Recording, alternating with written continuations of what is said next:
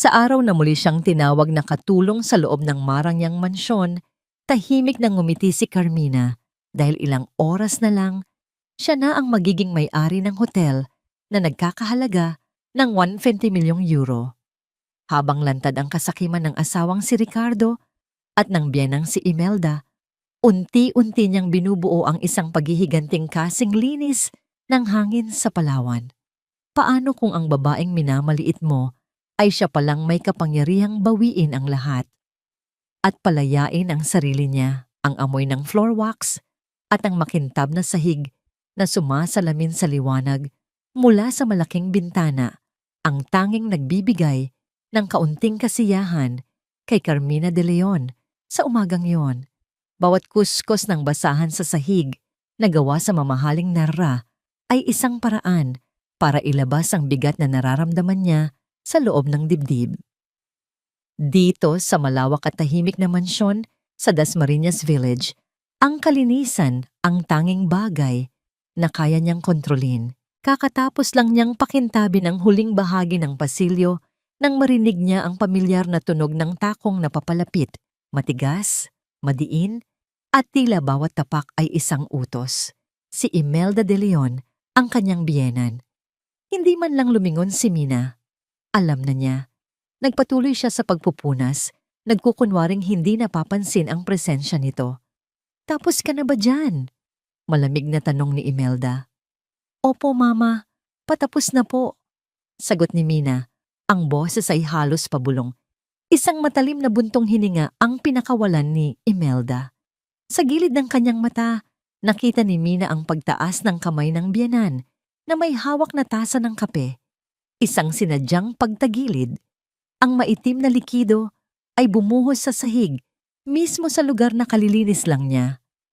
Ang mantsa ay tila isang pang-iinsulto sa kanyang pagod. "Nako, ang clumsy ko naman," sabi ni Imelda. Ngunit walang bahid ng pagsisisi sa kanyang boses. Puno ito ng sarkasmo. "Linisin mo nga yan ulit, Mina. At bilisan mo. Darating ang mga amiga ko mamaya.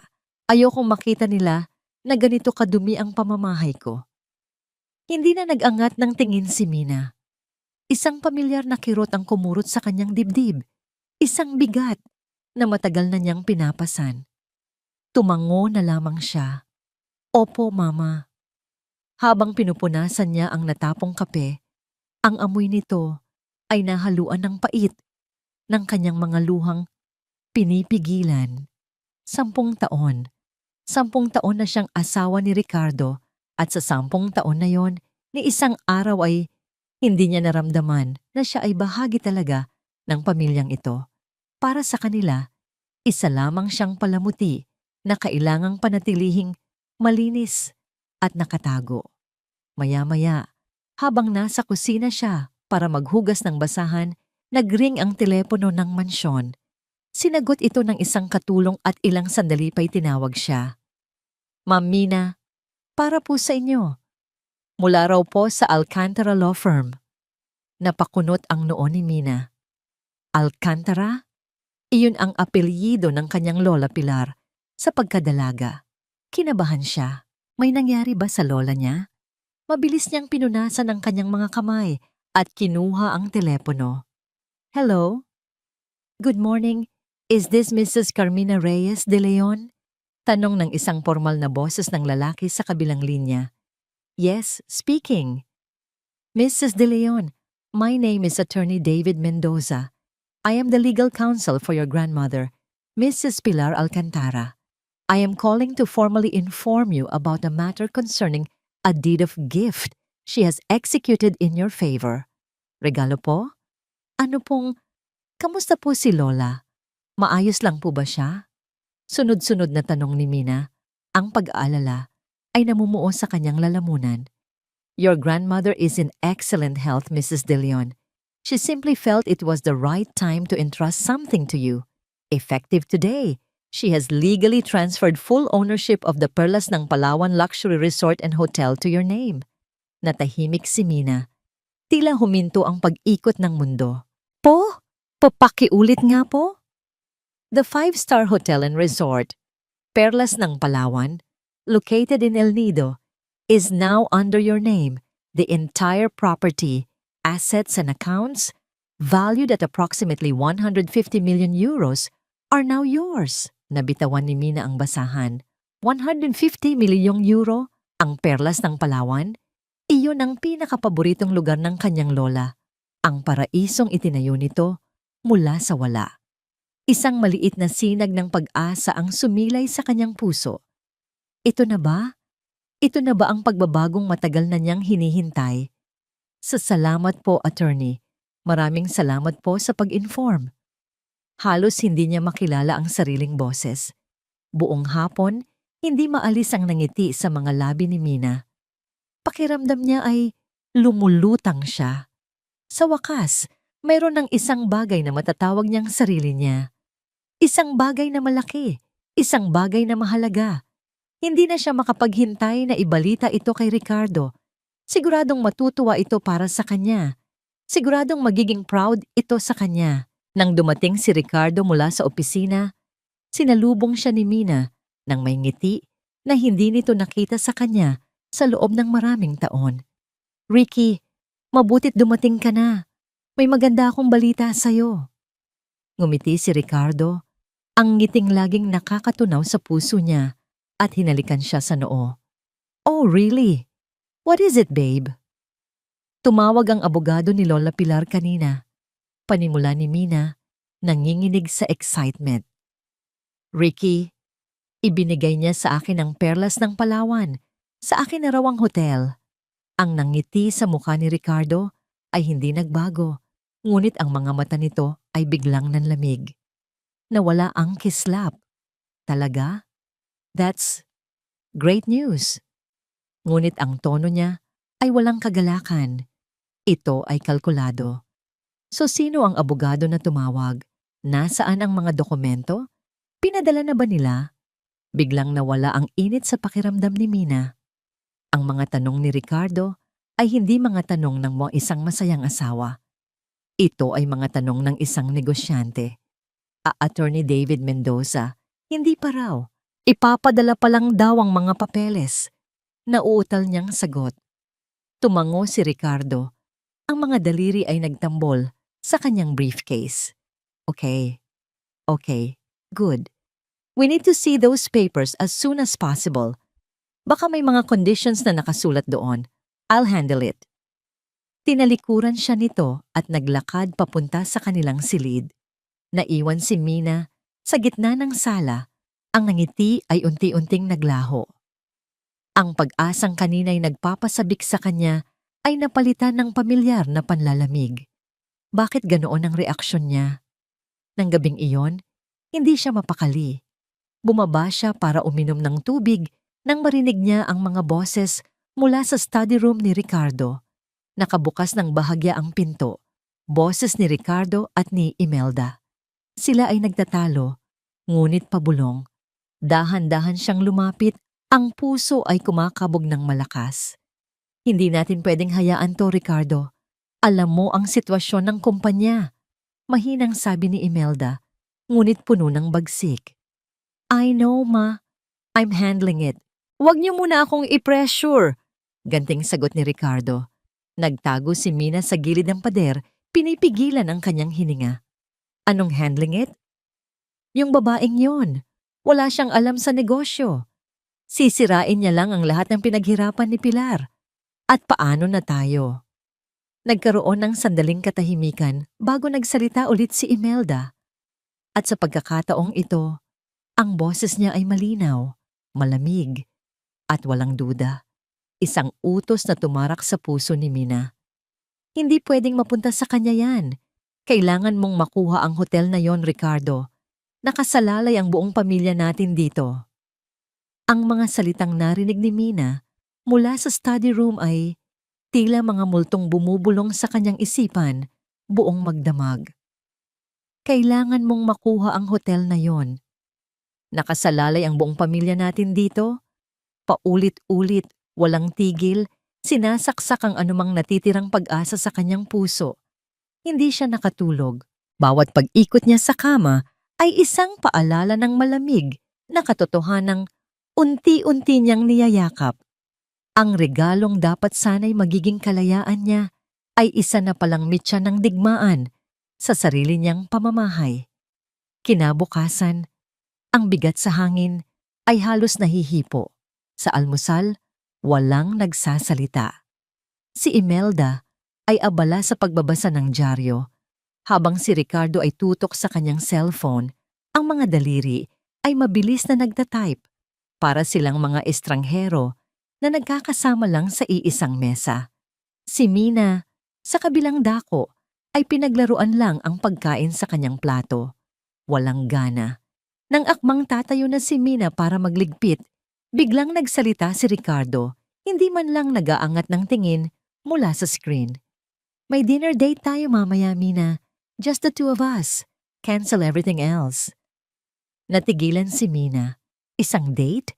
Pagkatapos ng lahat? Bakit? Sa wakas ay ibinaba ni Ricardo ang telepono at tiningnan siya. Ngunit ang mga matang sumalubong sa kanya ay hindi na ang malamig na mga matang nakita niya kagabi. Ito ay malambing, puno ng pagsisisi. I'm sorry, babe. I'm sorry for how I acted yesterday. Masyado lang akong na-stress sa trabaho. I should have been happy for you. Let me make it up to you tonight. Isang bahagi ng puso ni Mina ang gustong maniwala. Ang bahaging iyon na desperadong nangungulila sa pagmamahal ng kanyang asawa. Ngunit ang mga salita ni Imelda ay umalingaw-ngaw na naman. Sige. Mahina niyang sagot. Isang sagot na mas puno ng pag-iingat kaysa pananabik. Nang hapong iyon, isang delivery boy ang dumating na may dalang isang malaking bouquet ng mga paboritong bulaklak ni Mina, mga puting rosas. May kasama itong card. I fell in love with you then. I'm still in love with you now. Ricky. Habang inaamoy niya ang mga bulaklak, isang maliit na ngiti ang sumilay sa kanyang labi. Sana nagkamali lang ako ng dinig. Sana paranoid lang ako. Pagsapit ng gabi nagulat si Mina. Ang inaakala niyang dinner date sa labas ay sa kanilang bahay pala. Ngunit ang dining area ay tila naging ibang lugar. Ang mahabang mesa na karaniwang ginagamit ng buong pamilya ay pinalitan ng isang maliit at eleganteng bistro table para sa dalawa. May mga kandila, malumanay na musika, at ang paborito niyang pagkain na nakahain. Si Ricardo mismo ang nagluto. Surprise! Nakangiting sabi ni Ricardo. Suot ang isang mamahaling polo. Mukha siyang pagod, ngunit ang nangiti niya ay abot sa mga mata. Naalala mo ba? Ganitong-ganito ang setup noong unang beses kitang niyayang mag-dinner sa apartment ko. Tumango si Mina, hindi mapigilang makaramdam ng kilig. Naalala pa pala niya, ang alaalang yon ay isa sa mga pinakaiingatan niya. Oo naman, sunog pa nga yung steak mo noon. Tumawa si Ricardo, isang tawang matagal na niyang hindi naririnig. Well, I've improved. For you. Inalalayan siya nito sa pag-upo. Ang buong gabi ay napuno ng mga kwentuhan tungkol sa kanilang nakaraan, kung paano sila nagkakilala, ang mga harana ni Ricardo, ang mga pangarap na sabay nilang binuo. Muling naramdaman ni Mina ang init at pagmamahal na akala niya ay tuluyan nang nawala. Ito ang Ricardo na minahal niya, ang lalaking gagawin ang lahat para mapangiti siya. You know, babe, sabi ni Ricardo habang hinahawakan ang kanyang kamay sa ibabaw ng mesa. You've always been my lucky charm, and now, with this blessing from your lola, it's a new start for us. A better start. Talaga, Ricky? Tanong ni Mina. Ang puso ay tumatalon sa pag-asa. Oo naman, sagot nito. Ang mga mata ay seryoso at puno ng sinseridad. Kaya nga, I want to help you. Ayokong ma-stress ka sa mga bagay-bagay na hindi mo dapat problemahin. Dito na nagsimula ang muling pagtibok ng mabilis ng kanyang puso. Ngunit ngayon ay dahil sa kaba. Tumayo si Ricardo at kinuha ang isang makapal na folder mula sa isang side table. Isang folder na puno ng mga dokumento. Inilapag niya ito sa tabi ng plato ni Mina. These are just some standard papers. a special power of attorney. It's just to authorize me to manage the hotel's operations on your behalf. Para ako na ang haharap sa mga board members, sa mga suppliers, sa mga legalities. You can just relax and enjoy being the owner. Ako na ang bahala sa lahat. Tiningnan ni Mina ang tambak ng papel. Mukha itong komplikado. Puno ng mga salitang hindi niya maintindihan. Ang dami naman nito. It's mostly legal jargon, babe. Standard template lang yan. Mabilis na sabi ni Ricardo na tila ayaw ng pahabain ng usapan. Binuklat niya ito sa huling pahina kung saan may linya para sa pirma. Inabot niya kay Mina ang isang mamahaling pluma. Just sign here and I'll take care of everything for us. Para sa pamilya natin. Para sa pamilya natin. Ang mga salitang yon ay tumama sa kanya. Ito rin ang mga salitang ginamit ni Imelda. Sa sandaling iyon, dumaan si Imelda sa may pintuan ng dining room. Hindi ito nagsalita. Isang tingin lang ang ipinukol nito sa kanila. Isang tingin na malamig, nagtatanong at naghihintay. Pagkatapos ay naglakad na ito paakyat. Ngunit ang presensya nito ay naiwan. Lumalamig sa buong silid. Biglang nawala ang lahat ng kilig at init na naramdaman ni Mina. Ang natira ay ang matinding pagdududa. Kinuha niya ang pluma. Nanginginig ang kanyang kamay. Ang mukha ni Ricardo sa kanyang harapan ay puno ng pag-asa at pagmamahal. Ito ang asawa niya. Ang dapat niyang pagkatiwalaan. Ngunit bakit may isang boses sa loob niya na sumisigaw na huminto? Itinaas niya ang pluma. Handa nang ipatong ang dulo nito sa papel. 1 milimetro na lang ang layo. Bigla, isang alaala ang pumasok sa kanyang isipan. Bata pa siya noon, nasa tabi ng kanyang Lola Pilar habang pinipirmahan nito ang mga dokumento sa opisina. Tiningnan siya ng kanyang lola. Ang mga mata ay puno ng pagmamahal, ngunit may babala. Huwag na huwag kang pipirma sa kahit anong hindi mo naiintindihan na po. Ang pirma mo ay ang iyong dangal at kapangyarihan. Huwag mo itong basta-bastang ibibigay kahit kanino. Ang boses ng kanyang lola ay tila isang malakas na kampanang gumising sa kanya mula sa isang pagkakatulog. Ibinaba niya ang pluma. Dahan-dahan siyang nag-angat ng tingin at sinalubong ang mga mata ni Ricardo. Ang mga mata nito ay nagtatanong. Gusto ko munang basahin ito ng maigi, Ricky.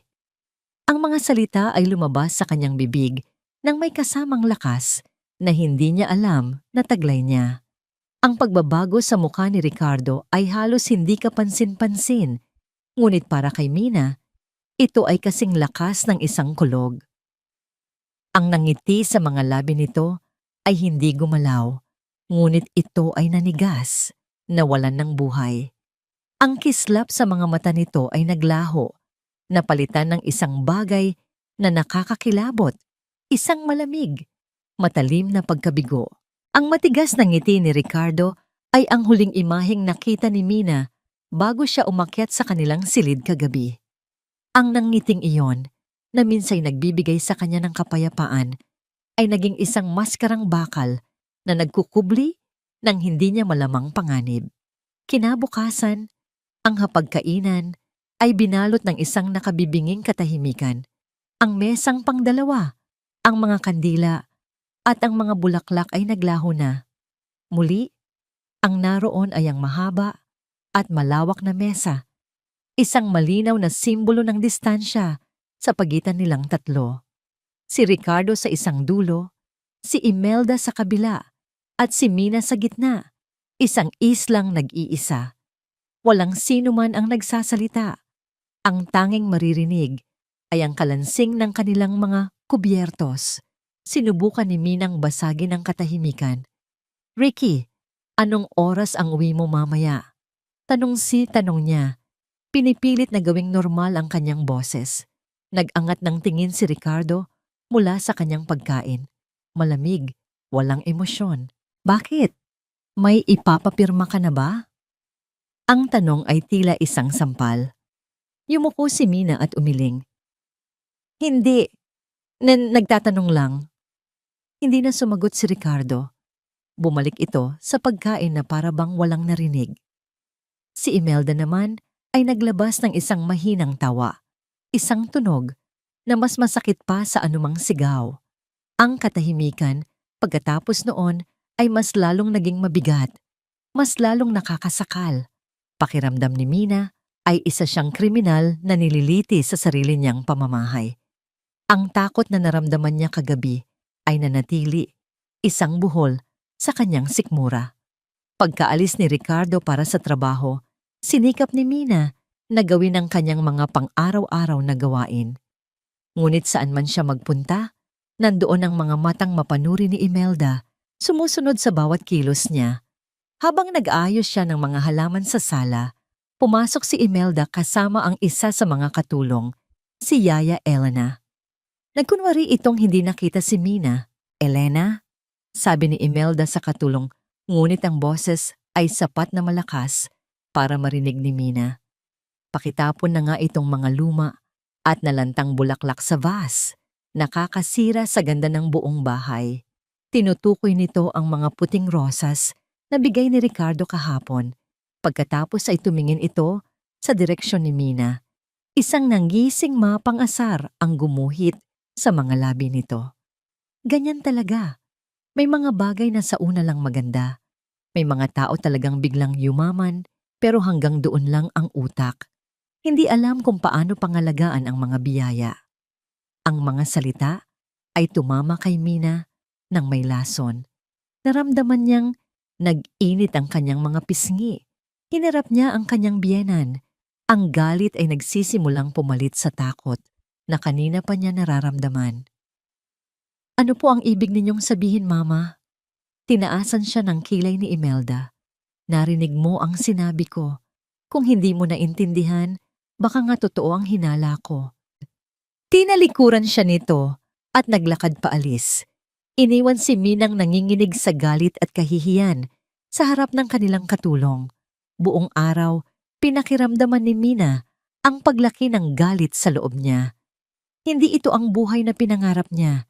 Hindi ito ang pamilyang inakala niyang magiging kanya. Ang pagtanggi niyang pumirma ay hindi isang pagkakamali. Ito ay isang pagtatanggol sa sarili. Nang gabing iyon, hinarap siya ni Ricardo sa kanilang silid. Wala na ang pagpapanggap. Wala na ang lambing. Ang naroon ay purong pagkainis. Inihagis niya ang folder ng mga dokumento sa ibabaw ng kama. Ang tunog ay tila isang putok ng baril sa katahimikan ng kwarto. "Ano bang problema mo, Mina?" Sigaw niya sa unang pagkakataon. Ang boses niya ay umalingaw-ngaw sa apat na sulok ng silid at napaurong si Mina. "Isang pirma lang! Isang pirma lang ang hinihingi ko para ayusin ang lahat para sa'yo. Pero hindi mo pa magawa. Pamilya tayo. Hindi mo ba ako pinagkakatiwalaan?" Tumingin si Mina sa mga mata ng lalaking minahal niya ng sobra-sobra. Ngunit ang nakita niya ay isang estrangherong galit at desperado. Ang galit sa loob niya ay nagbigay sa kanya ng lakas. "Hindi sa hindi kita pinagkakatiwalaan, Ricky," sagot niya. Nanginginig ang boses ngunit buo. "Gusto ko lang maintindihan kung ano ang pinipirmahan ko. Karapatan ko yon." "Karapatan?" Tumawa si Ricardo ng mapakla. "Anong alam mo sa mga karapatan? Anong alam mo sa negosyo? Mina, pakiusap. Huwag mo nang pahirapan ang mga sarili natin. Pirmahan mo na to." Hindi na sumagot si Mina. Kinuha niya ang folder at niyakap ito sa kanyang dibdib. "Pag-aaralan ko muna." Isang malutong na mura ang kumawala sa bibig ni Ricardo bago ito padabog na lumabas ng silid at iniwan siyang mag-isa. Kinabukasan, alam na ni Mina ang kailangan niyang gawin. Ang galit ay naging determinasyon. Habang abala sina Ricardo at Imelda sa kani-kanilang mga mundo, pumasok siya sa silid-aklatan ng bahay. Kinuha niya ang business card na iniwan ng abogado ng kanyang lola. Gamit ang telepono sa loob ng silid, nag-dial siya. Ang puso ay kumakabog. "Alcantara Law Firm, how may I help you?" "Hello, pwede ko po bang makausap si Attorney David Mendoza?" Mahina niyang sabi. "This is Carmina de Leon." Ilang sandali pa, Narinig niya ang boses ng abogado. Mrs. De Leon, napatawag po kayo. Attorney? Panimula ni Mina. Nais ko po sanang humingi ng pabor. Pwede niyo po bang i-email sa akin ang kumpletong kopya ng lahat ng dokumento tungkol sa Perlas ng Palawan? Sa personal email ko po.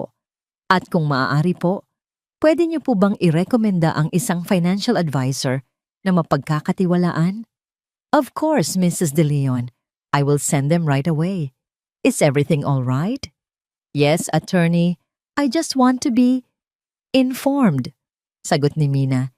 Idiniin ang huling salita. Pagkatapos ng tawag, pakiramdam niya ay nabunutan siya ng tinik. Ito ang unang hakbang palayo sa pagiging isang biktima. Nang papalabas na siya ng silidaklatan, nasa lubong niya si Yaya Elena na may dalang duster. Nagkatinginan sila. May pag-aalala sa mga mata ng matandang katulong. Lumampas ito sa kanya, ngunit pagdaan nito, may isang bagay na malamig at matigas na idinikit nito sa kanyang palad. Nagulat si Mina. Tiningnan niya ang kanyang kamay. Isang luma, maliit na cellphone, isang sourcing phone. Lumingon siya, ngunit si Yaya Elena ay nagpatuloy na sa paglalakad. Nagkukunwaring nagpupunas ng mga muebles. Bago ito tuluyang lumiko sa pasilyo, lumingon ito ng bahagya at bumulong, sapat lang para marinig ni Mina. Ma'am, mag-iingat po kayo. May naririnig po akong hindi maganda. Napatayo si Mina na parang napako. Ang hawak niyang telepono ay tila isang babala. Ang kanyang mga hinala ay hindi na lamang mga hinala. Ang panganib ay totoo at papalapit ito. Ang amoy ng alikabok at lumang papel ang sumalubong kay Ricardo De Leon sa kanyang opisina. Dati, ang lugar na ito ang simbolo ng kanyang kapangyarihan. Ang pangalang De Leon Properties na nakaukit sa salamin ng pinto ay nagbibigay sa kanya ng karangalan. Ngayon, ang bawat sulok ng silid ay tila isang paalala ng kanyang papalapit na kabiguan. Ang mga nagtambakang folders sa kanyang mesa ay hindi na mga proyektong pagkakakitaan, kundi mga bayarin at demand letters. Ang kanyang mamahaling leather chair ay lumalangit-ngit sa bawat pagkilos niya, isang tunog na lalong nagpapatingkad sa kanyang pagkabalisa. Sa ibabaw ng kanyang mesa, ang kanyang smartphone ay walang tigil sa pag-vibrate, nagpapakita ng iisang pangalan, Mr. Tan. Isa sa kanyang mga pinakamalaking pinagkakautangan, hindi niya ito pinansin. Sa halip, binuksan niya ang drawer ng kanyang mesa at naglabas ng isang bote ng mamahaling alak at isang baso. Tanghaling tapat pa lang, pero kailangan niya ito. Kailangan niya ng kahit anong pampamanhid. Habang isinasalin niya ang alak, muling nag-vibrate ang telepono. Napamura siya ng mahina at sinagot ito nang may pilit na sigla sa boses. Mr. Tan, napatawag ka. Huwag mo akong daanin sa mga ganyan mo, Ricardo. Sagot ng isang matigas at walang pasensyang boses sa kabilang linya. Nasaan ang bayad mo? 3 buwan ka nang delayed. Ang usapan ay usapan. Malapit na, Mr. Tan. Konting-konting pasensya na lang. May malaking papasok na pera. Very big.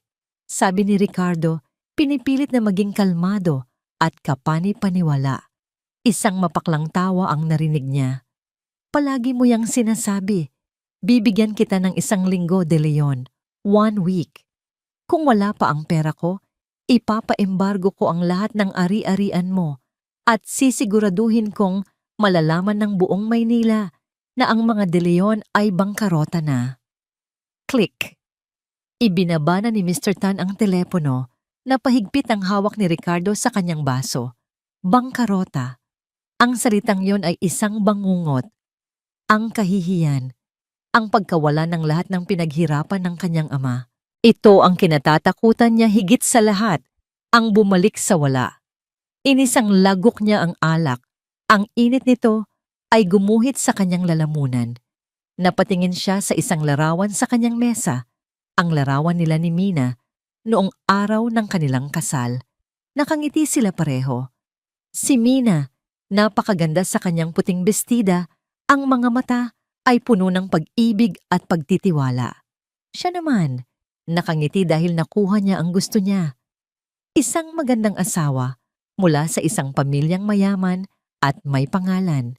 Ngunit ngayon, habang tinititigan niya ang larawan, hindi pagmamahal ang nararamdaman niya, kundi pagkalkula. Si Mina ang kanyang tanging pag-asa, ang perlas ng Palawan.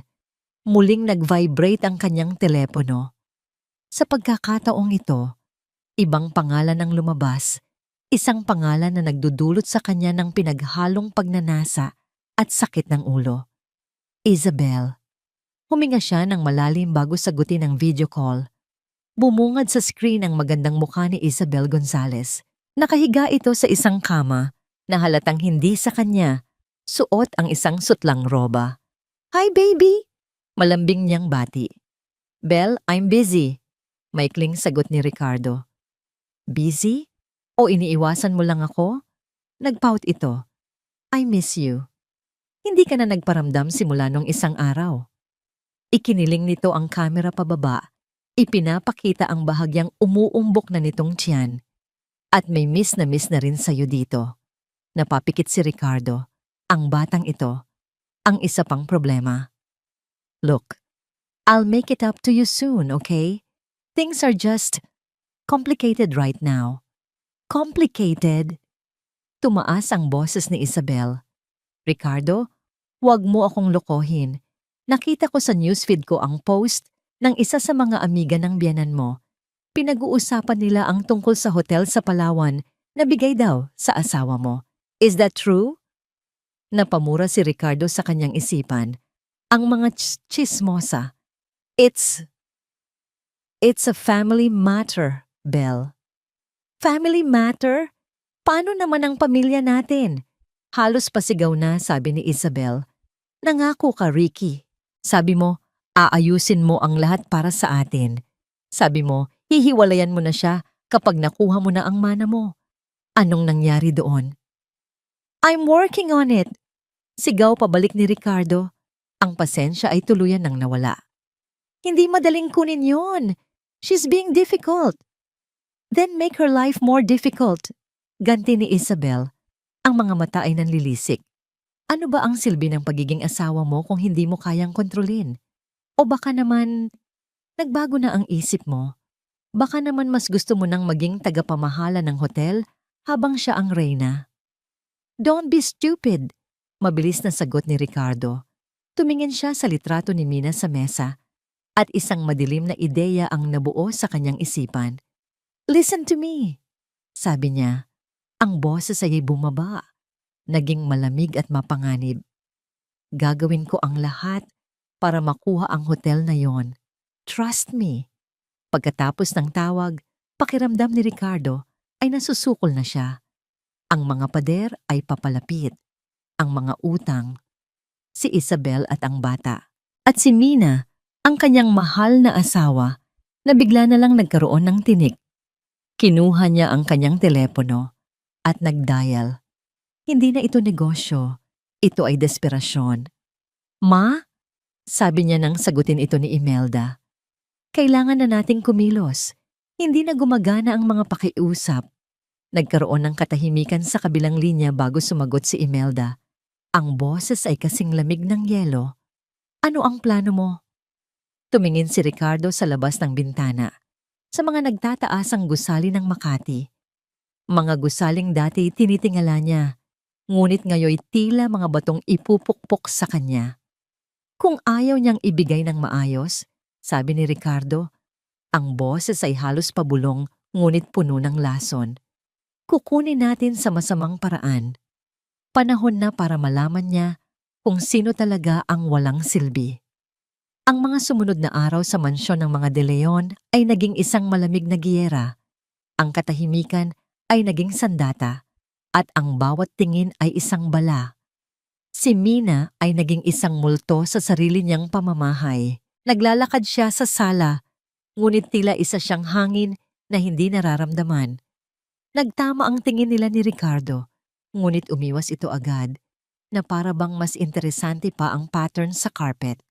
Si Imelda naman, kapag nakakasalubong siya, ay tatalikod o magkukunwaring may kausap sa telepono. Sinubukan nilang gawing impyerno ang buhay niya. Sa hapagkainan, si Ricardo at Imelda lang ang nag-uusap tungkol sa mga bagay na hindi niya maintindihan, mga pangalan ng tao sa alta sosyedad, mga party na hindi siya imbitado. Sinasadya nilang ihiwalay siya, iparamdam sa kanya na hindi siya kabilang, na siya ay isang tagalabas. Ang sakit ay unti-unting napalitan ng manhid. Ang galit ay naging isang malamig at tahimik na pagmamasid. Ginamit niya ang kanilang pagwawalang bahala bilang kanyang kalasag. Dahil hindi na siya pinapansin, mas malaya siyang nakakakilos. Mas malaya siyang nakakapag-observe. Isang hapon, habang nag-aayos siya ng kanilang walk-in closet, napansin niya ang isang mamahaling suit jacket ni Ricardo na nakasabit sa maling lugar. Ito raw ang isinuot nito sa isang importanteng business trip sa Batangas noong nakaraang linggo. Isang biyahe na umabot ng 2 araw. Kinuha niya ito para dalhin sa labahan. Habang hawak niya ang jacket, may naramdaman siyang isang bukol sa panloob na bulsa nito. Isang bagay na makapal at lukot na papel. Sa isang iglap ng kuryosidad na hindi niya mapigilan, kinuha niya ito. 2 resibo. Ang una ay mula sa isang napaka-eleganteng restaurant na hindi pamilyar sa kanya, La Serre Makati. Ang halaga sa resibo ay nakakalula, sapat na para sa pagkain ng 10 tao. Ngunit ang mas nakapukaw ng kanyang atensyon ay ang petsa. Ito ang eksaktong petsa kung kailan sinabi ni Ricardo na nasa Batangas siya para sa isang site inspection. Batangas? Bulong niya sa sarili. Pero ang resibo, Makati. Ang kanyang puso ay nagsimulang tumibok ng mas mabilis. Tiningnan niya ang pangalawang resibo. Mula ito sa isang sikat na tindahan ng alahas sa Greenbelt, Eclat Fine Jewelry. Nakadetalye dito ang pagbili ng isang diamante solitaire necklace. Ang presyo ay mas nakakagulat pa kaysa sa restaurant. At ang petsa, parehong petsa. Isang malamig na agos ang gumapang sa kanyang likuran. Para kanino ang kwintas? Siguradong hindi para sa kanya. At bakit siya nagsinungaling tungkol sa kanyang lokasyon? Dali-dali niyang ibinalik ang jacket at itinago ang mga resibo sa kanyang bulsa. Pumasok siya sa kanilang silid at nilock ang pinto. Kinuha niya ang maliit na cellphone na bigay ni Yaya Elena mula sa pinagtataguan nito sa ilalim ng kama. Ang kanyang mga daliri ay nanginginig habang binubuksan niya ito. Sa unang pagkakataon, naramdaman niya ang halaga ng sikretong teleponong ito. Ito ang kanyang tanging bintana, palabas sa kulungang ito, nang hindi natutunton. Nag-search siya online, La Serre Makati.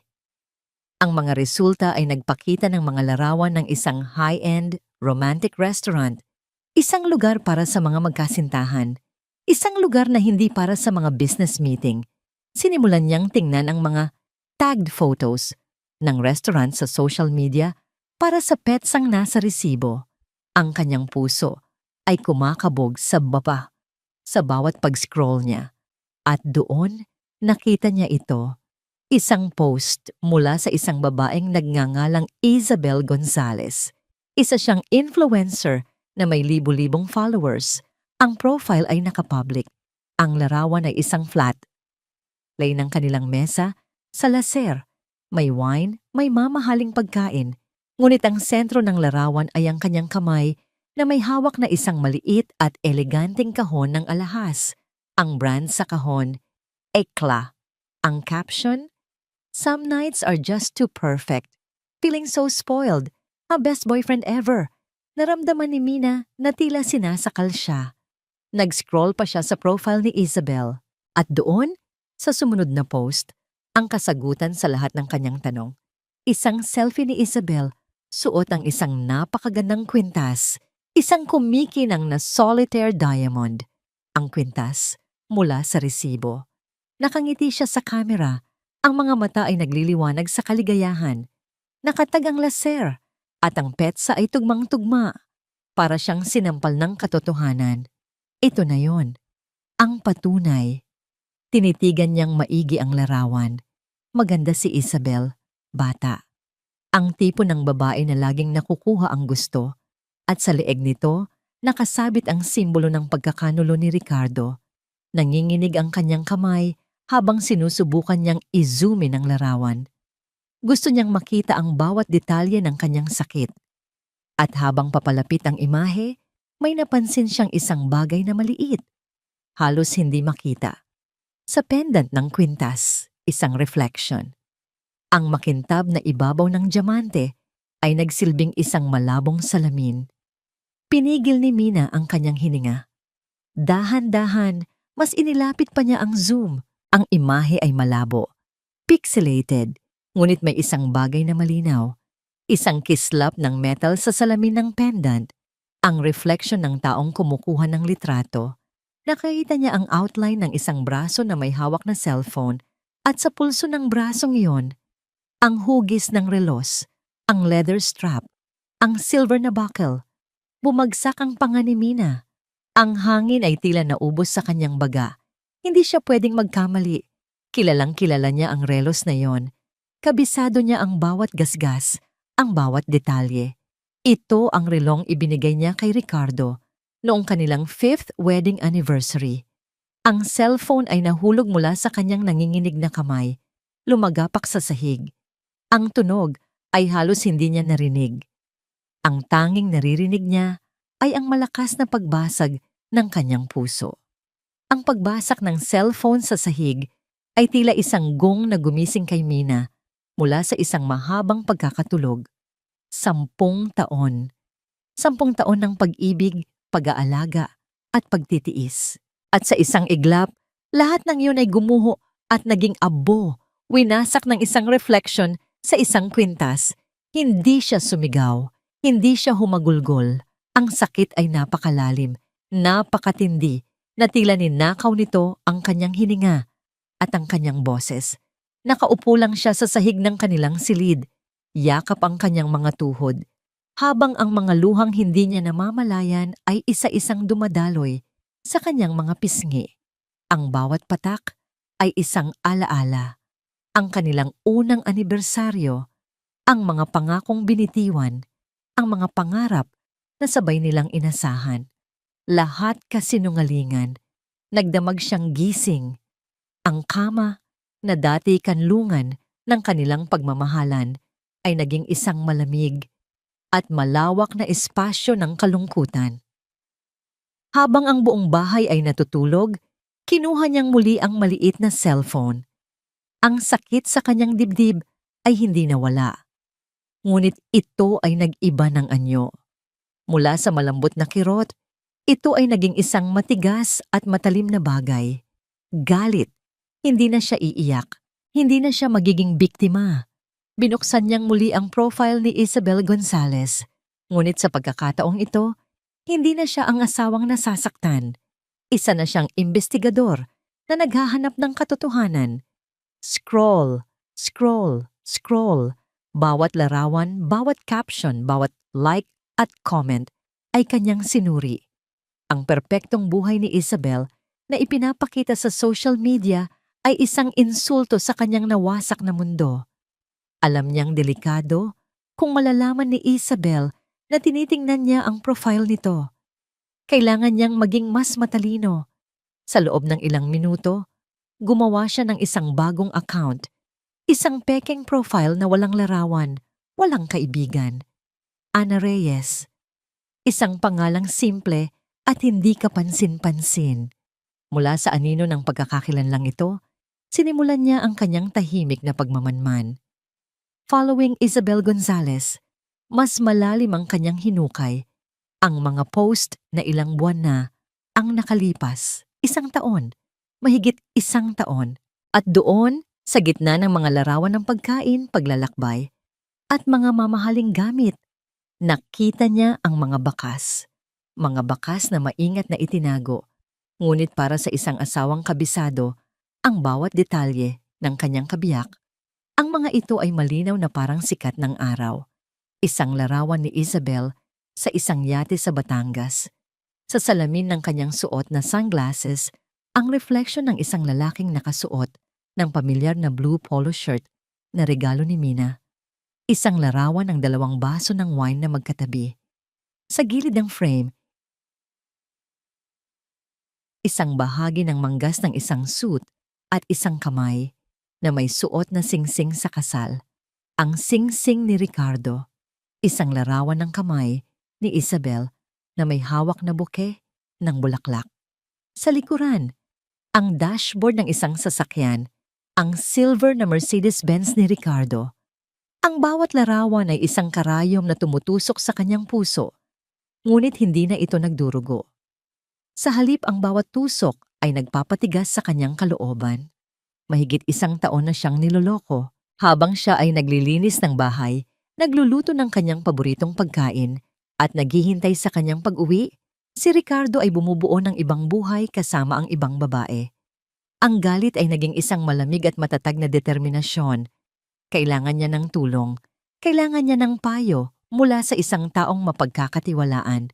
Naalala niya ang kanyang kaibigan mula sa kolehiyo, si Sandra, na isa na ngayong matagumpay na abogada. Gamit pa rin ang sikretong telepono, tinawagan niya ito. "Sandra, si Mina to," sabi niya, pinipilit na maging kalmado. "Mina, napatawag ka. Kamusta ka na? It's been ages." Masayang bati ni Sandra. "Okay lang ako." Pagsisinungaling ni Mina. "Actually, may mabilis lang sana akong itatanong. Medyo legal advice para sa isang kaibigan." "Sure, ano yon?" Huminga ng malalim si Mina. "Yung kaibigan ko.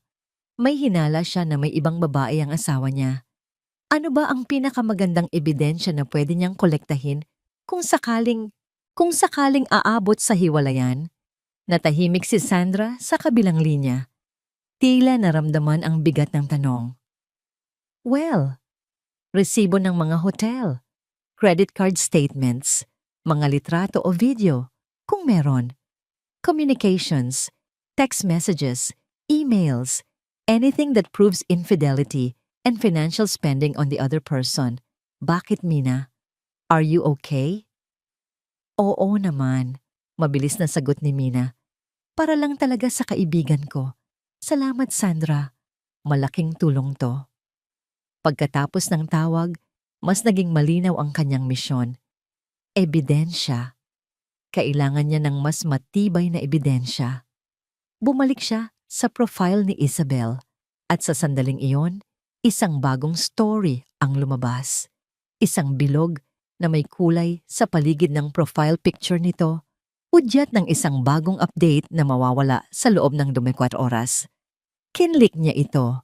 Ang unang lumabas ay isang maikling video, isang boomerang ng mga paa ni Isabel na nakasuot ng mamahaling sandals, naglalakad sa isang makintab at puting sahig.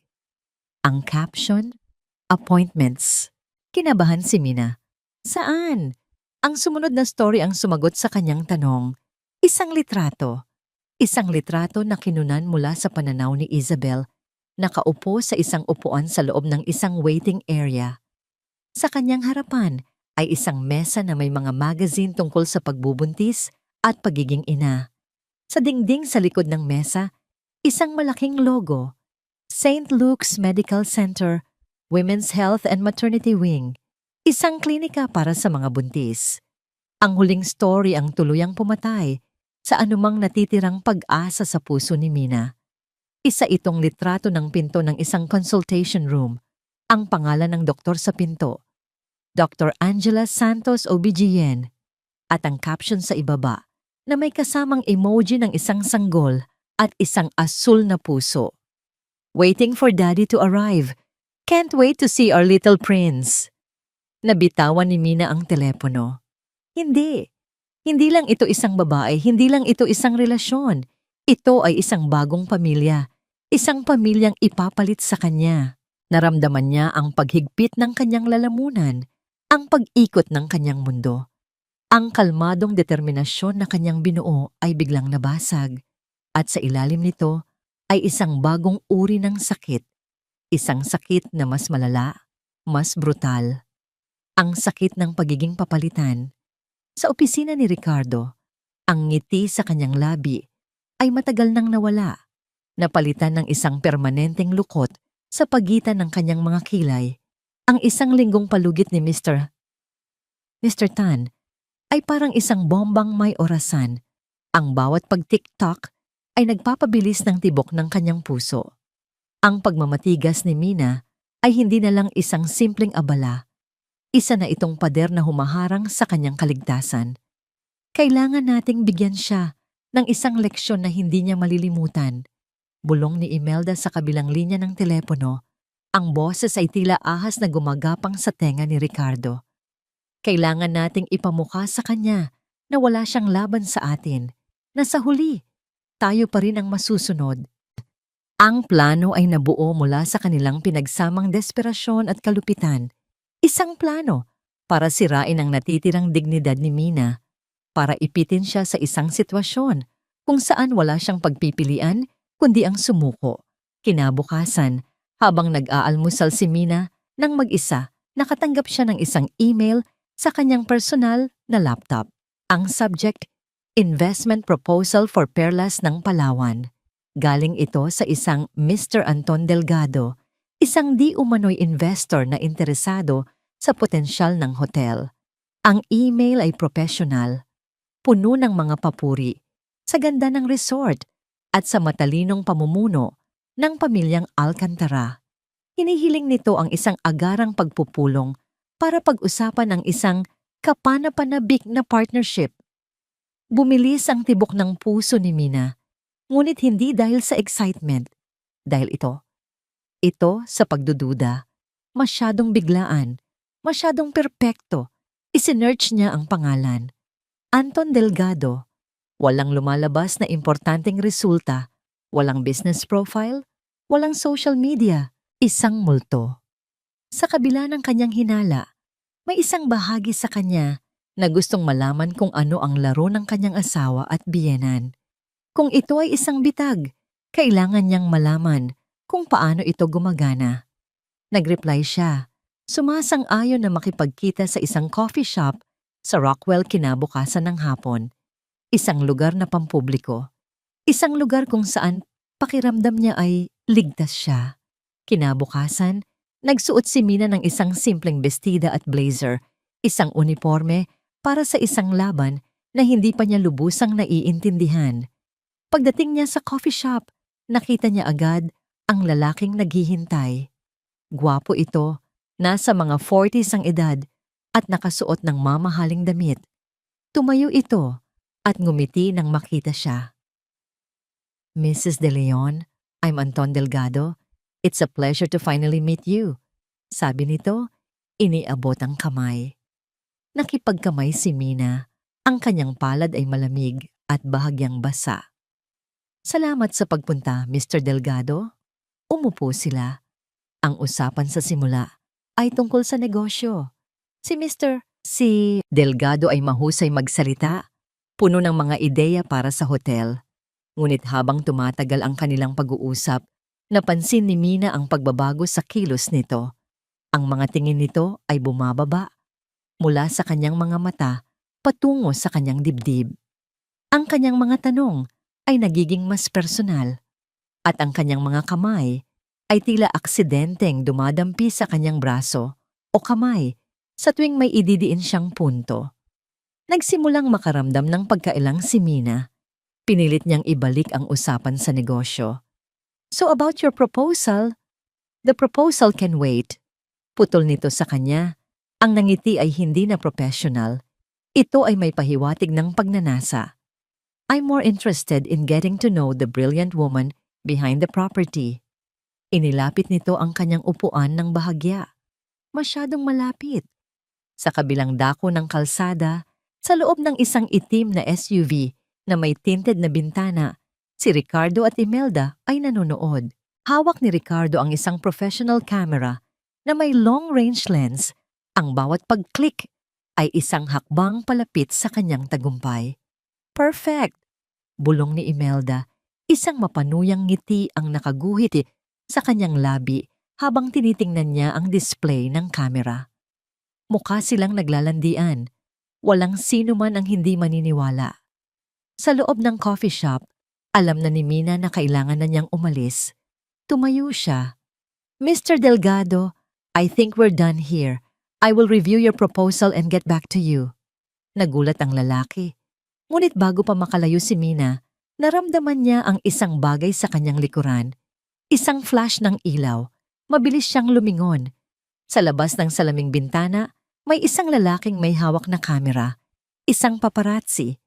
At sa sandaling iyon, lahat ay naging malinaw. Ito ang bitag.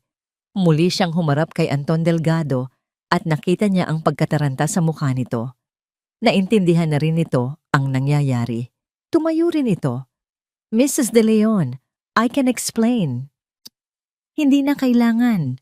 Malamig na sagot ni Mina. Kailangan niyang makaalis. Ngayon na. Nagmamadali siyang naglakad palabas ng coffee shop. Ngunit paglabas niya, mas maraming flash ng kamera ang sumalubong sa kanya. Nagulat siya. Hindi lang ito isang tao. May 2, 3 paparazzi na nag-aabang. Ma'am, totoo po bang may problema na kayo ni Mr. De Leon? Sino po ang kasama ninyong lalaki, ma'am? Nalilito at natatakot, sinubukan niyang takpan ang kanyang muka at maglakad ng mabilis. Ngunit bago pa siya makalayo, hinabol siya ni Anton Delgado. Mina, sandali! Sigaw nito, gamit ang kanyang unang pangalan. Hinawakan nito ang kanyang braso para pigilan siya. Isang malaking pagkakamali. Sa eksaktong sandaling iyon, isang pamilyar na boses ang umalingaw-ngaw sa gitna ng kaguluhan. Isang boses na puno ng pagkasuklam at sakit. Ano ang ibig sabihin nito, Mina? Lumingon si Mina at nakita si Ricardo. Papalapit sa kanila. Ang mukha ay isang perpektong maskara ng isang asawang pinagtaksilan. Ang mga paparazzi ay nagkagulo. Ang mga kamera ay walang tigil sa pag-flash. Nakuha nila ang eksena. Ang asawa, ang di umano'y lover na hawak ang kanyang braso at ang galit na asawa. Ricky, it's not what you think. Sigaw ni Mina, sinusubukang bawiin ang kanyang braso. Ngunit huli na ang lahat. Ang atensyon ni Ricardo ay nabaling kay Anton Delgado. Sa isang galaw na halatang pangkamera, itinulak ni Ricardo ang lalaki palayo kay Mina. Huwag mong hahawakan ang asawa ko. Ang tulak ay hindi malakas, ngunit si Anton, na isang aktor pala na binayaran nila, ay umarteng tila nasaktan, na paurong ng ilang hakbang. Ang entablado ay naitakda. Ang mga aktor ay gumanap ng perpekto. Ang mga litrato ay nakuha na. Nakatayo si Mina sa gitna ng lahat, paralisado. Ang mga flash ng kamera ay tila mga kidlat na bumubulag sa kanya. Ang mga tanong ng media ay mga kulog na bumibingi sa kanya. At ang tingin ni Ricardo, isang tingin na puno ng huwad na sakit at tunay na tagumpay, ang siyang tuluyang pumatay sa kanyang kaluluwa. Ang bitag ay nagsara at siya ay nasa loob. Hindi alam ni Mina kung paano siya nakauwi. Ang biyahe mula Rockwell pabalik sa Dasmariñas Village ay isang malabong panaginip.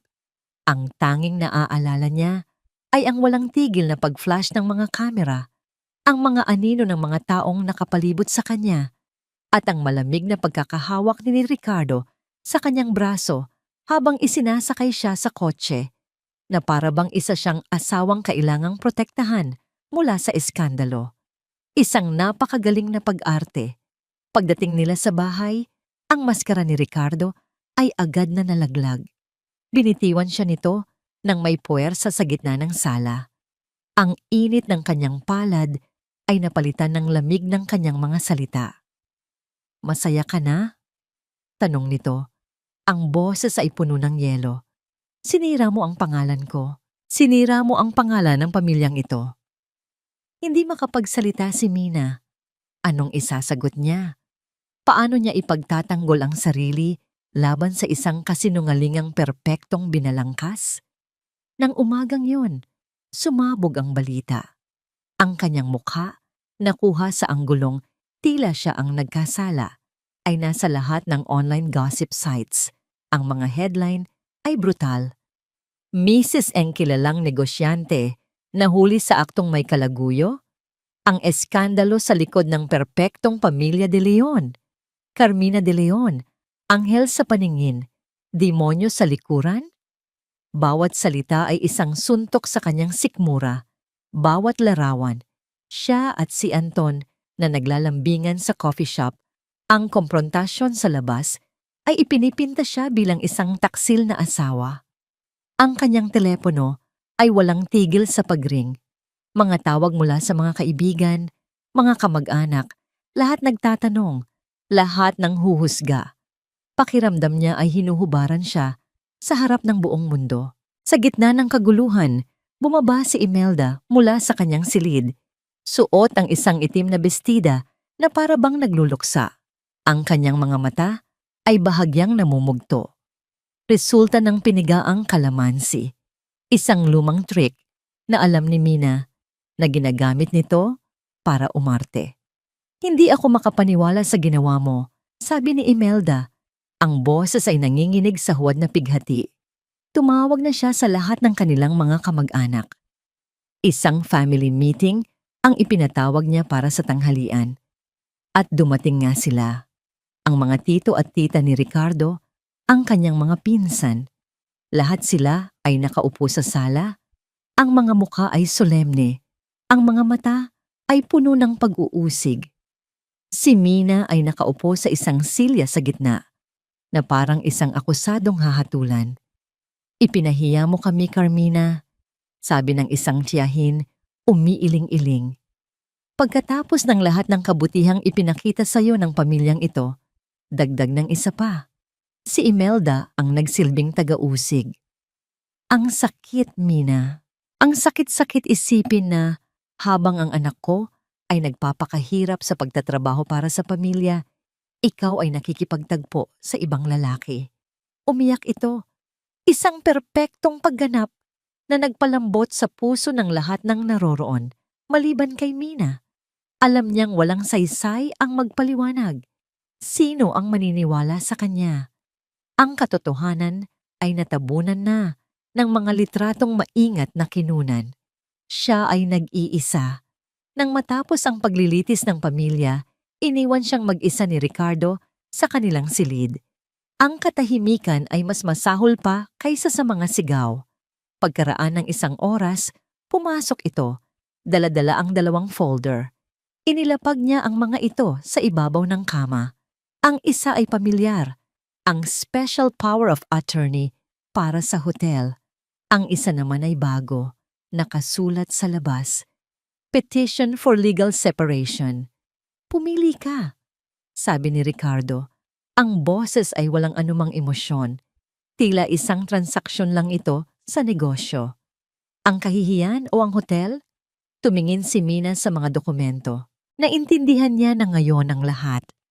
Ito ang dulo ng kanilang plano. Ang ultimatum. Kung pipirmahan mo ang mga papel para sa hotel, pagpapatuloy ni Ricardo, ititigil ko ang petisyon. Sasabihin ko sa media na nagkaroon lang ng hindi pagkakaunawaan. Malilinis ang pangalan mo. Mananatili kang Mrs. De Leon. Kung hindi, huminto ito at tiningnan siya ng diretso sa mata. Itutuloy ko ang kaso. Gagamitin ko ang lahat ng litratong ito laban sa'yo.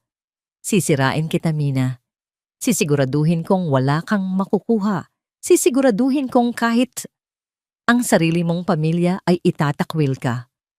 Ang banta ay malinaw. Ang kanyang reputasyon, ang kanyang pangalan, ang kanyang dignidad. Lahat ito ay nakataya. Tumingin siya sa paligid ng silid.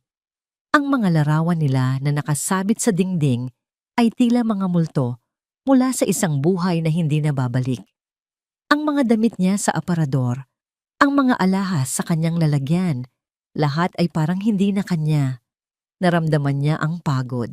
Isang malalim nakakapanghinang pagod.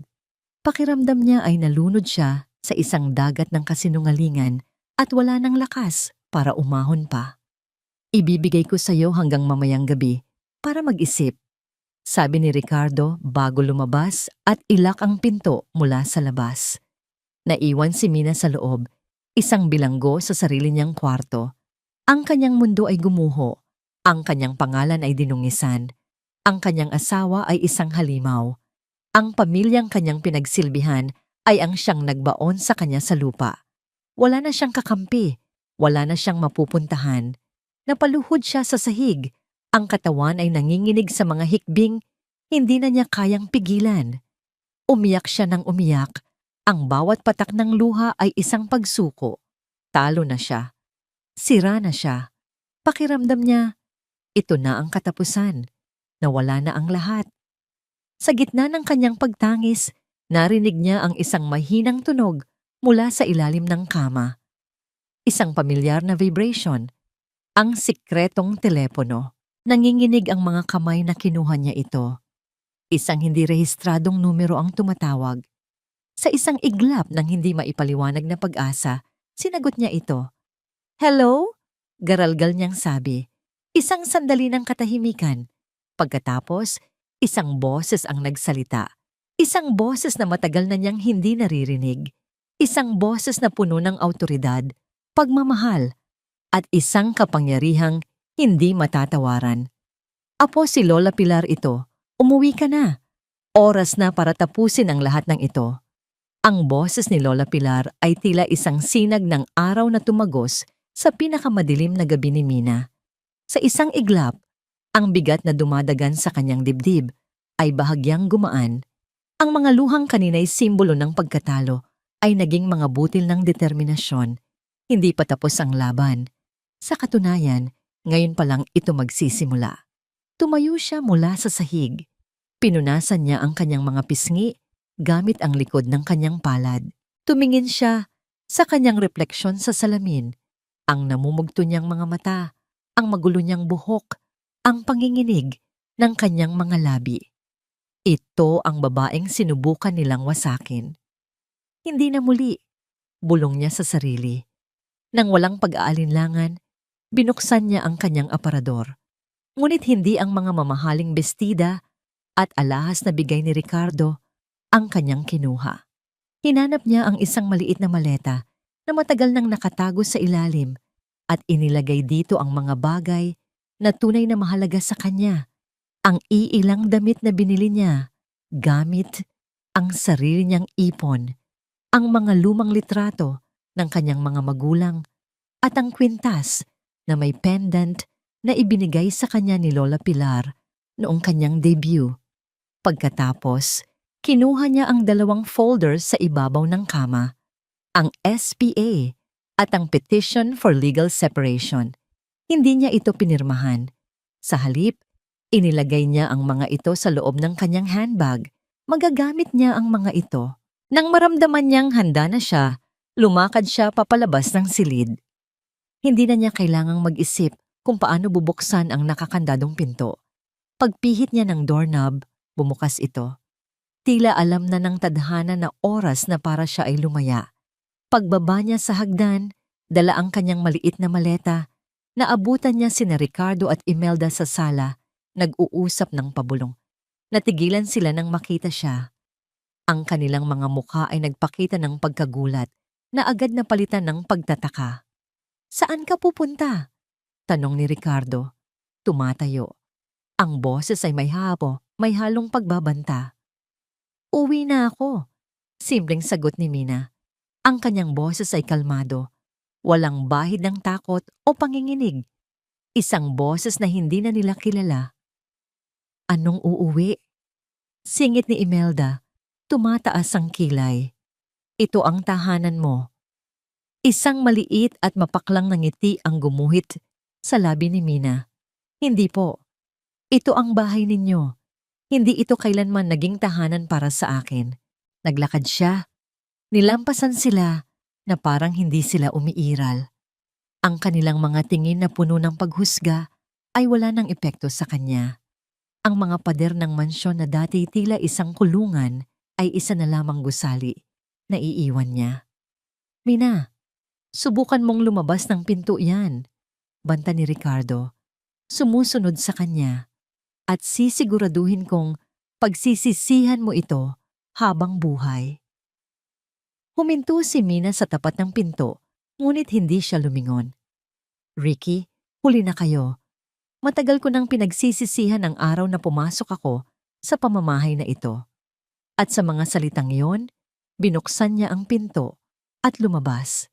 Hindi na siya lumingon pa. Ang pagsara ng pinto sa kanyang likuran ay ang pinakamatamis na tunog na kanyang narinig sa loob ng 10 taon. Kinabukasan, isang magarang itim na sedan na may plakang Alcantara ang pumarada sa harap ng mansyon ng mga De Leon.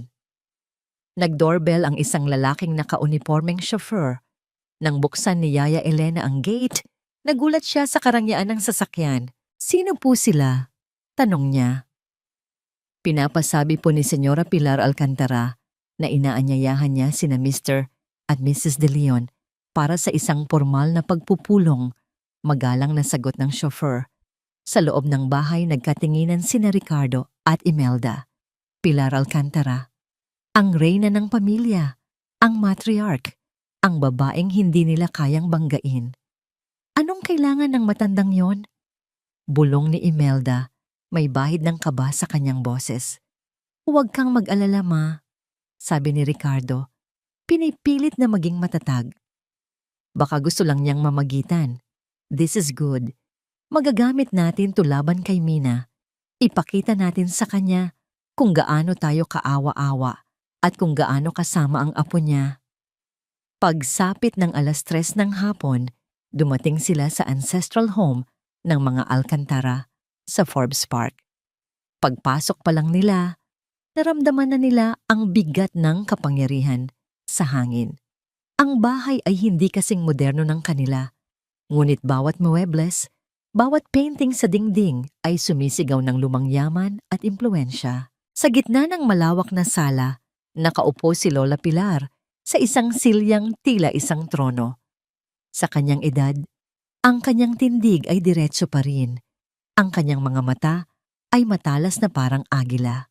Sa kanyang tabi ay nakatayo ang 2 lalaking nakasuit, si Attorney David Mendoza at isa pang abogado na hindi nila kilala. At sa kabilang sofa, nakaupo si Mina. Nagulat sila sa itsura nito. Hindi ito ang babaeng umiiyak at kaawa-awa na kanilang inaasahan. Nakasuot ito ng isang eleganteng cream-colored dress. Ang kanyang buhok ay maayos. Ang kanyang mukha ay kalmado. Ngunit ang kanyang mga mata niya ay nagbago. Wala na ang lambot at pagpapasensya. Ang naroon ay isang malamig at matigas na determinasyon. Tumingin ito sa kanila na parang mga estranghero. Mabutit nakarating kayo, sabi ni Lola Pilar. Ang boses ay kalmado, ngunit may bigat na pumuno sa buong silid. Maupo kayo. Naupo sina Ricardo at Imelda.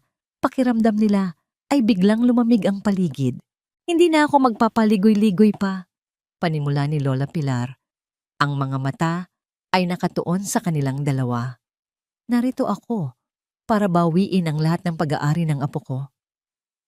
Isang nerbyosong tawa ang kumawala kay Ricardo. Lola, with all due respect, wala po kaming kinukuhang kahit ano mula kay Mina. In fact, siya po ang... Huwag mo akong tawaging Lola, putol ni Lola Pilar. Ang boses ay tumalim. Hindi kita apo at alam na alam ko kung ano ang mga ginagawa ninyo. Nagkatinginan sina Imelda at Ricardo. Ang kanilang pag-aalala ay lumalaki. Hindi sila pinansin ni Lola Pilar. Bumaling ito kay Attorney Mendoza.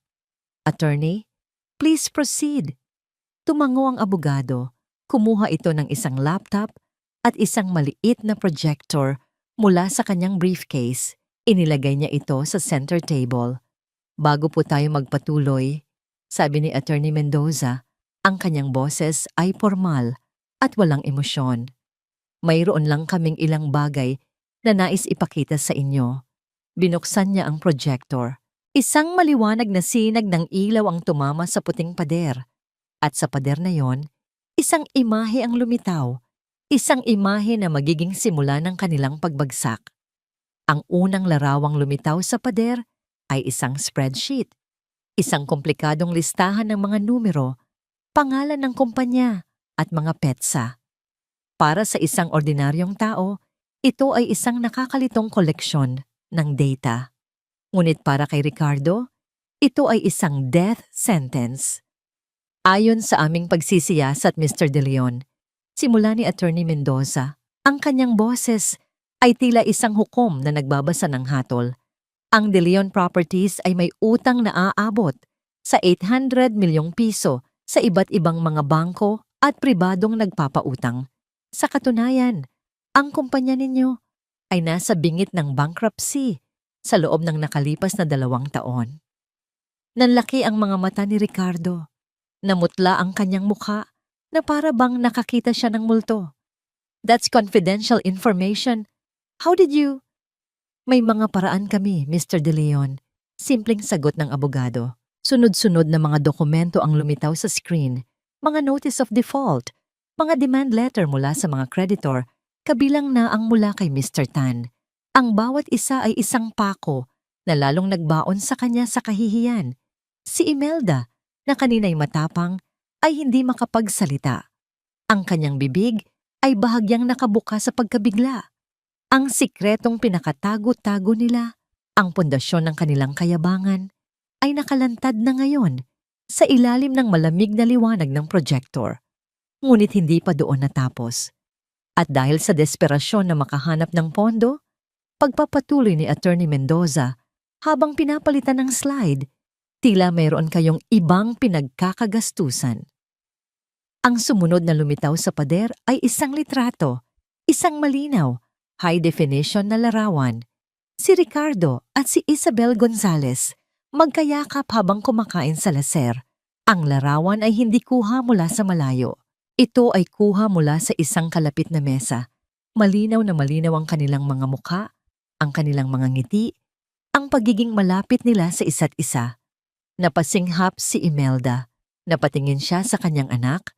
Ang mga mata ay puno ng hindi makapaniwalang tanong. Si Mina naman ay nanatiling kalmado. Ngunit ang kanyang mga kamay na nakapatong sa kanyang kandungan ay magkadikit ng mahigpit. Ang makita ang ebidensya sa harap ng lahat ay ibang-iba sa pagtuklas nito ng mag-isa. Ito ay isang pampublikong pag-amin ng sakit na idinulot sa kanya. Sunod-sunod na larawan. Si Ricardo at Isabel na magka-holding hands habang naglalakad sa isang mall. Si Ricardo na hinahalikan si Isabel sa loob ng kanyang kotse. At ang pinakamatindi sa lahat, isang maikling video clip. Ang video ay kuha sa labas ng St. Luke's. Si Ricardo ay bumababa mula sa kanyang kotse. Ilang sandali pa, lumabas si Isabel mula sa lobby ng ospital. Sinalubong siya ni Ricardo ng isang halik sa labi at isang yakap. Hinahaplos ang umuumbok nitong tiyan. Ang kanilang mga kilos ay puno ng pagmamahal at pag-aalaga. Mga kilos na matagal nang ipinagkait ni Ricardo kay Mina. Buntis siya? Nanginginig na tanong ni Imelda, hindi sa mga abogado, kundi sa sarili niyang anak. Hindi makasagot si Ricardo. Ang lahat ng dugo ay tila nawala sa kanyang mukha. Tumingin siya kay Mina at sa unang pagkakataon, nakita niya ang isang bagay na mas nakakatakot kaysa sa galit. Kawalan. Wala ng pagmamahal. Wala ng sakit. Tumingin si Mina sa kanya na parang isa na lamang siyang problema na kailangang ayusin. Ano to, Ricardo? Anong kalokohan to? Sigaw ni Imelda, ang pagiging ina at ang kahihiyan ay nag-aaway sa loob niya. Ma, I can explain. Wag mo akong ma-explain. Silence! Ang boses ni Lola Pilar ay tila isang kulog na pumutol sa kanilang pagtatalo. Tumahimik ang lahat. Hindi pa tapos ang mga abogado ko. Ang huling slide na ipinakita ay isang kopya ng email. Ang email na ipinadala ng Pekeng Anton Delgado kay Mina.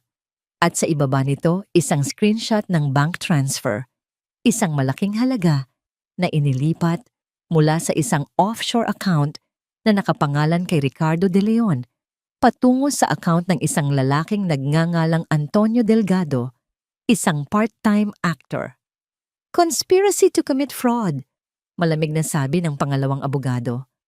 Pagpaplano para sa panloloko, isang seryosong krimen, Mr. De Leon, lalo na't ang layunin ay makuha ang isang ari-arian na nagkakahalaga ng 120 milyong euro. Doon na tuluyang gumuho ang mundo ni Ricardo. Hindi yan totoo. Gawa-gawa niyo lang yan. Desperado niyang sigaw. Sinusubukang tumayo. Ngunit walang sino man ang naniwala sa kanya. Ang mga ebidensya ay solid, hindi matitinag. Tumingin siya sa paligid, naghahanap ng kakampi, ngunit wala siyang nakita. Ang kanyang ina ay nakatingin sa kanya nang may pagkasuklam.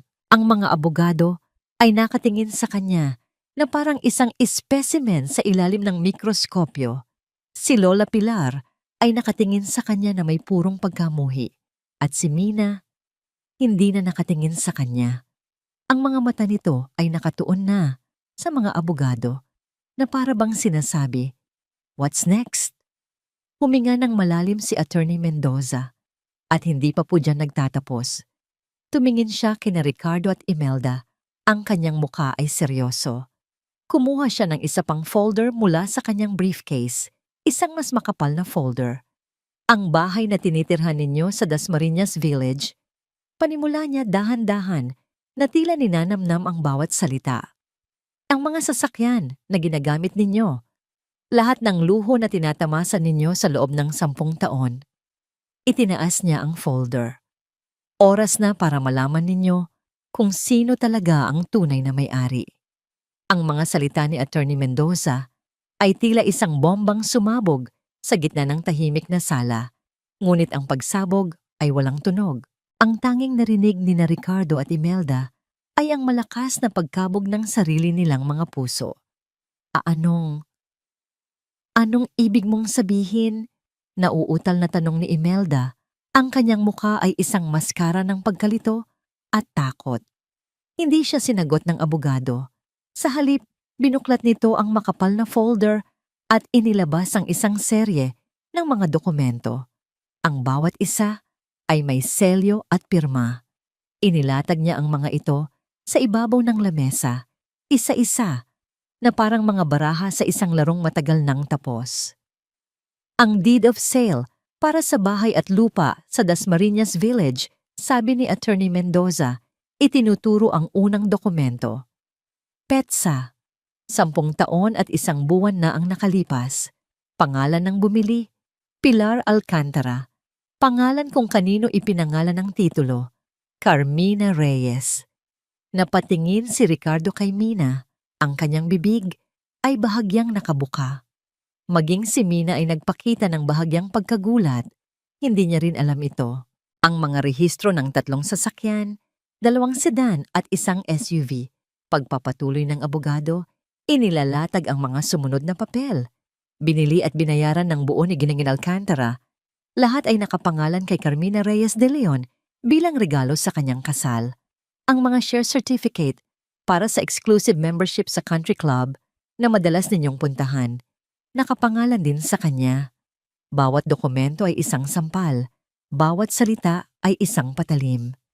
Hindi yan maaari.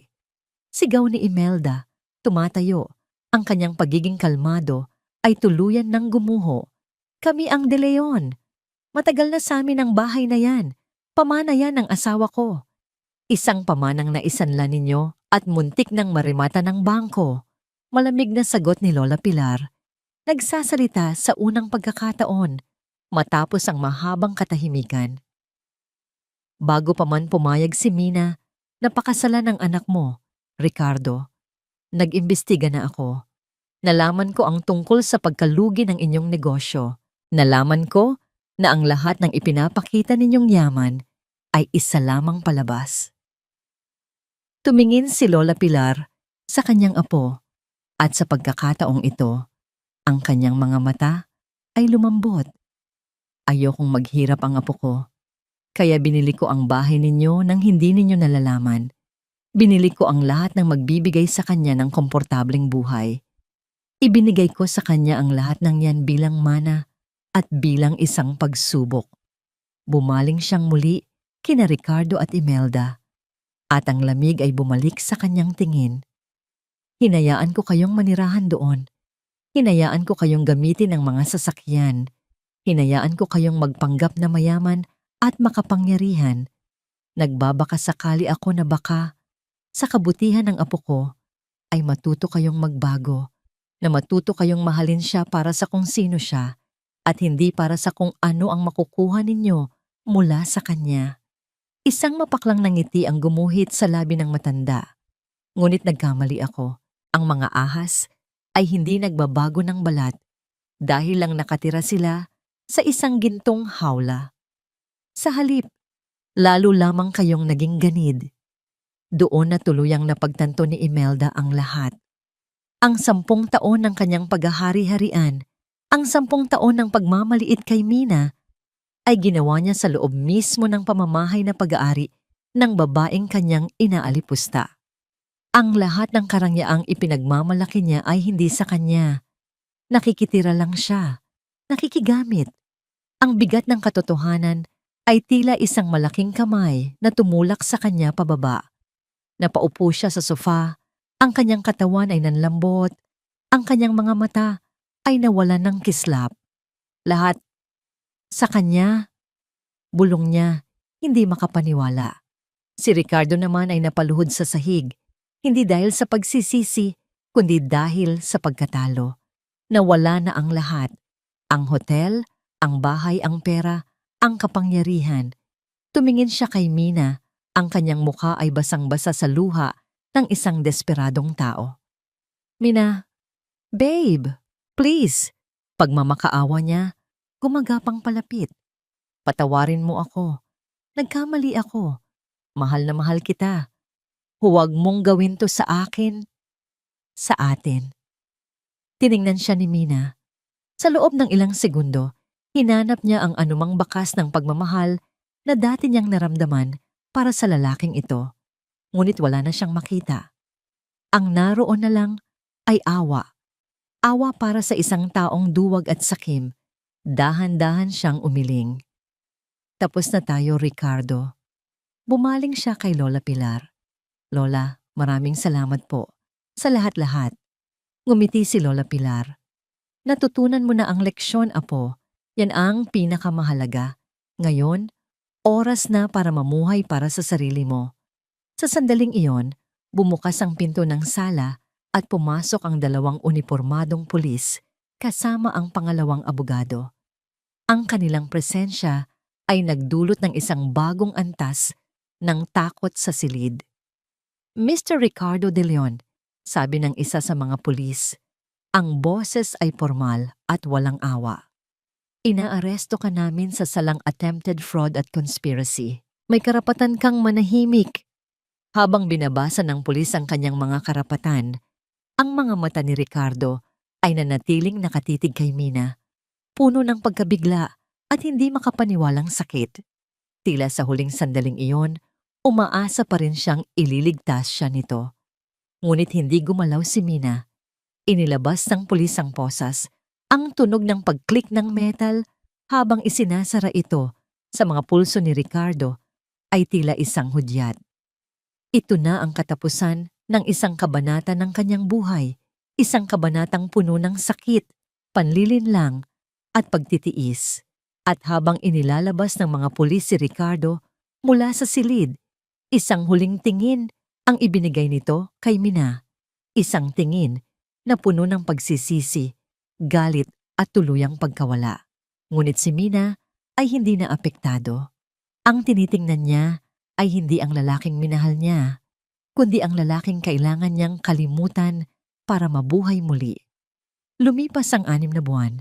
Ang hangin sa El Nido ay may dalang amoy ng alat at kalayaan. Ito ang hanging nilalanghap ni Carmina Reyes araw-araw. Isang pabangong nagpapaalala sa kanya na posible ang muling pagsisimula. Hindi na siya si Mrs. De Leon ang babaeng nakayuko at takot. Siya na ngayon si Miss Reyes, ang President at CEO ng Perlas ng Palawan. Nakatayo siya sa beranda ng pinakamalaking villa ng resort. Hawak ang isang tasa ng mainit na kape, habang pinagmamasdan ang pagputok ng araw sa abot tanaw. Ang kulay kahel at rosas na liwanag, na dahan-dahang gumagapang sa bughaw na dagat, ay tila isang pangako ng bagong pag-asa. Nagbago na siya. Ang kanyang buhok na dati laging nakapusod ay malaya ng inilulugay, hinahayaang laruin ng hangin. Ang kanyang mga damit ay hindi na pambahay na bestida, kundi mga eleganteng business attire at mga flowy na linen dress na bumabagay sa paraisong kanyang pinamumunuan. Ngunit ang pinakamalaking pagbabago ay nasa kanyang mga mata. Ang dating bakas ng kalungkutan ay napalitan ng kislap, ng kumpiyansa at kapayapaan. Ma'am Mina, narito na po ang report para sa quarterly earnings, sabi ng kanyang executive assistant, isang masipag na dalaga na nagngangalang Joyce. Thank you, Joyce. Just put it on my desk. And please call me Mina. Nakangiting sagot niya. Pumasok siya sa kanyang opisina, isang maluwag na silid na may mga bintanang salamin mula sahig hanggang kisame na nagbibigay ng perpektong tanawin ng karagatan. Umupo siya sa kanyang mesa at sinimulang basahin ang mga ulat. Ang mga numero ay magaganda. Simula nang siya ang humawak sa pamamahala, ang kita ng hotel ay tumaas ng 20%. Nagpatupad siya ng mga bagong programa, inayos ang serbisyo, at ibinalik ang sigla sa lugar na minahal ng kanyang lola. Habang abala siya, tumunog ang kanyang telepono. Si Attorney Mendoza ang nasa linya. Mina, magandang umaga. May update lang ako, sabi ng abogado. Attorney, ano po iyon? Lumabas na ang sentensya ni Ricardo De Leon, guilty on all charges. He's been sentenced to 12 to 15 years in prison. Hindi na umapela ang kampo niya. Natahimik si Mina. Walang tuwa, walang galit. Ang naramdaman lang niya ay isang tahimik na pagtanggap, isang pagsasara ng isang pinto na matagal nang dapat isara. Salamat po sa balita, attorney. Tungkol naman kay Imelda De Leon, pagpapatuloy ng abogado, napilitan siyang ibenta ang lahat ng natitira niyang alahas para makabayad sa mga utang. Nakatira na lang siya ngayon sa isang maliit na apartment sa Quezon City. At si Isabel Gonzalez, nanganak na, ngunit bumalik na sa probinsya. Walang natanggap na suporta mula sa pamilya De Leon. Tumango si Mina. Ang batas ng karma ay gumiling ng mabagal, ngunit Pino. Hindi niya kailangang gumanti. Ang kanilang mga kasakiman ang siyang nagparusa sa kanila. Ilang araw ang nakalipas, nakatanggap siya ng isang sulat sa mail. Mula ito kay Imelda. Nanginginig ang sulat kamay nito, puno ng mga bura. Isang mahabang liham ng pagsisisi at paghingi ng tawad. Tinanong nito kung pwede ba siyang bisitahin. Binasa ni Mina ang sulat mula simula hanggang dulo. Pagkatapos, dahan-dahan niya itong tiniklop at inilagay sa loob ng isang kahon kasama ng iba pang mga alaala ng kanyang nakaraan. Pinatawad na niya sila, hindi para sa kanila, kundi para sa sarili niya. Ngunit ang pagpapatawad ay hindi nangangahulugan ng pagbabalik. Ang ilang sugat ay mas mabuting hayaan na lang maghilom ng mag-isa. Nang gabing iyon, naglakad-lakad si Mina sa dalampasigan. Ang kanyang mga paa ay lumulubog sa malamig at basang buhangin. Ang buwan ay bilog at maliwanag. Ang sinag nito ay gumuguhit ng pilak na landas sa ibabaw ng dagat. Napatingala siya sa kalangitan na puno ng bituin. Naalala niya ang babaeng minsay naglilinis ng sahig at umiiyak ng tahimik. Ang babaeng iyon ay parang isang malayong panaginip na lamang. Ngayon, siya na ang nagmamay-ari ng kanyang mundo. Hindi dahil sa hotel o sa pera, kundi dahil sa wakas, natagpuan na niya ang kanyang tunay na halaga. Ang kanyang lakas ay hindi nagmula sa yaman na kanyang minana, kundi sa mga luhang kanyang iniyak, sa mga sakit na kanyang tiniis, at sa tapang na bumangon mula sa pagkawasak. Huminga siya ng malalim. Pinuno ang kanyang baga ng hangin ng kapayapaan. Hindi niya alam kung ano ang naghihintay sa kanya sa hinaharap. Baka sakaling makatagpo siyang muli ng pag-ibig. Baka sakaling manatili siyang mag-isa. Ngunit sa unang pagkakataon sa kanyang buhay, hindi na siya natatakot dahil ang Perlas ng Palawan ay hindi lamang isang hotel. Ito ay siya, isang hiyas na dumaan sa matinding pressure at init para lumabas ang tunay na kinang. Ngumiti siya, isang tunay at payapang hiyamang ngiti. Habang ang mga alon ay marahang humahalik sa kanyang mga paa, na tila bumubulong ng isang walang hanggang pangako ng pag-asa. Sa pagtatapos ng kwento ni Carmina, malinaw na ang taong minamaliit ay maaaring maging pinakamalakas kapag natutunan niyang pahalagahan ang sarili. Ang pagbunyag ng kasakiman ni na Ricardo at Imelda ay hindi lamang parusa sa panlilinlang, kundi patunay na ang katotohanan ay laging may lakas na magwagi. Sa tulong ng kanyang lola at ng matitibay na ebidensyang legal, pinili ni Carmina ang isang paghihiganting may dignidad, walang sigaw, walang gulo, ngunit may hustisya. Hindi ito kwento ng kayamanan lamang, kundi ng muling pagkilala sa sariling halaga. Kapag ang isang babae ay tumigil sa pagtanggap ng pagyurak, nagsisimula ang tunay na kalayaan. Sa pagbabalik niya sa Palawan, natagpuan ni Carmina ang kapayapaan at bagong simula, malayo sa huwad na karangyaan, malapit sa sarili. Kayo, mga kaibigan, ano ang aral na naiwan sa inyo? Paano ninyo ipagtatanggol ang sarili kapag minamaliit kayo? Kung kayo si Carmina, pipiliin ba ninyo ang katahimikan o ang marangal na pagtindig? At kumusta kayo ngayon? May mga laban ba kayong tahimik na hinaharap? Nandito kami para makinig at umalalay sa inyo.